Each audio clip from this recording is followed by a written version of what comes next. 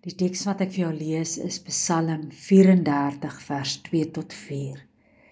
Ek sal die Here altyd weer prys, sy lof sal ek altyd op my lippe wees. Ek sal die roem van die Here sing, die wat swaar kry sal dit hoor en daaroor bly wees.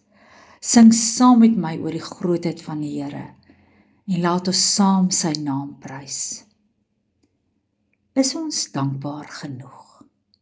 Daar is 'n ou halleluja liedjie wat sê, tel jou seëninge, tel een vir een. Miskien is dit wat ek en jy weer 'n slag moet doen. Gereeld deur ons waterregister van die lewe gaan. En dit sal ons help om dankbare lewe te lei. Besef wat die Here alles vir ons uit genade geskenk het en om te dank daarvoor. Ek lees eendag hierdie stelling, wat as jy vanoggend wakker geword het net met die dinge waarvoor jy gister dankie gesê het? Aanvaar ons nie maar alles as onselfsprekend nie. Die Here moet dit maar net vir ons gee. En dan het ons nog die arrogansie om te kla as ons nie kry wat ons vra nie. Is ek en jy werklik dankbaar? Sê ons dankie vir ons gesondheid, ons vryheid, ons familie, ons werk, ons inkomste, ons ledemate. Dalk het ons in 'n verbruikerskultuur verval. Ons weet waar om te vra en te kry, maar weet ons hoe om dankie te sê.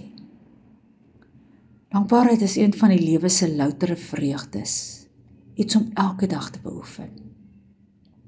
Dit is so belangrik dat ons selfs ons kinders, sodra hulle iets in hulle handjies kan vashou, leer om dankie te sê.